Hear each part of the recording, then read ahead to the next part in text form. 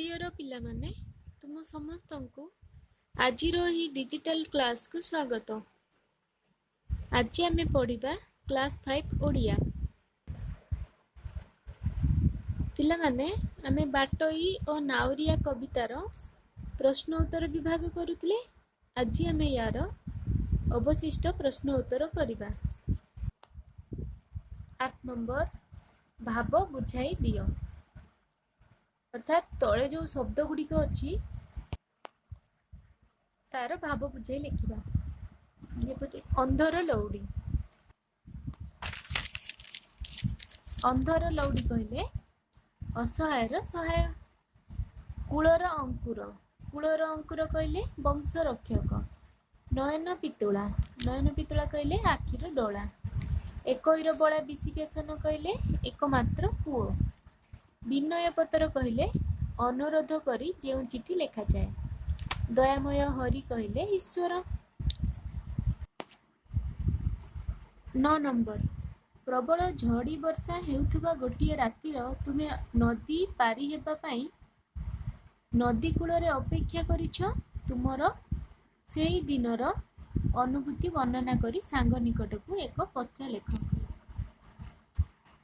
अर्थात प्रबल झड़ी वर्षा हेउथुबा गोटिए रातिर तमे नदी पार हेबा पाई नदी कूलरे अपेक्षा करी रहिछ।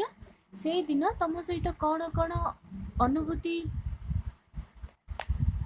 वर्णना करी सांग निकट को पत्र लिखा। अर्थात तुम सहित कौन कौन घटी से विषय रे तुमर अनुभूति को सांग पाखक चिठी द्वारा लिखा।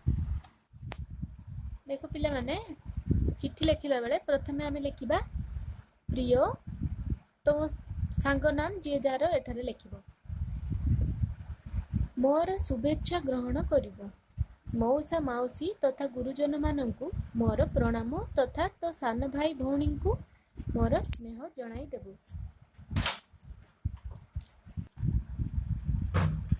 आशा करे ईश्वरंक कृपारु तुमे समस्ते भलरे थिबो। मोर एक अनुभूति विषय मु आजी तो पाखकु लिखुची। तापरे आ गोटे पैराग्राफ लिखिबा। डिसेम्बर मासरे आम परिवारर बाबा माँ जेजे जेजेमा एवं मो भौणी सह मो मामू घर को जीवाकू बाहरिलु। मो मामू घर नियाली रे। सेठाकू जीवाकू हेले नदी पार हेबाकू हेबो कारण सेठाकू जीवा पाई गमनागमनर सुविधा न थाए। तेणु संध्या समय रे आमे नदी घाटरे पहुँचिला बेलकू झड़ वर्षा सांग को घड़घड़ी और बिजुली मारु थाए। आमे सेठारे अपेक्षा कलु हेले 3 घंटा परे मध्य वर्षा छाड़िलानी। राति हेबारु आमको बहुत डर लागिला। नाउरिया भाई को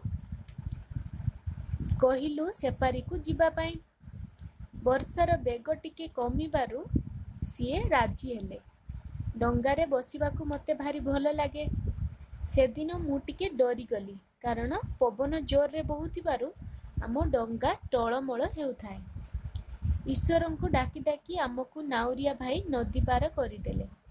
तू मध्य तोर एक भल अनुभूति मो पाखकू लेखि पठेबू। तोर देहर जत्न नेबू। हौ एतिकिरे रहिली। इति तोर सांग तमे निज नाम लिखिबो। एमिति गोटे बॉक्स करिवो। एठारे प्रेरक प्रेरक अर्थात जी पठाउची। एठारे प्रेरक अर्थात तमे पठाउचो तो तमर ठिकाना रहिबो। एठारे ग्राहक कहले तमे तुम सांगर ठिकाना जहाँ पाखकू पठाउचो। एठारे डाक टिकट रहिबो। एठारे निज नाम लिखिबो। पितांक नाम ग्राम पोस्ट जिला पिन नंबर। एठारे मध्य सेपरी तुम सांगंक नाम लिखिबो। तांको पितांक नाम ग्रामर नाम पोस्ट जिला पिन नंबर। धन्यवाद।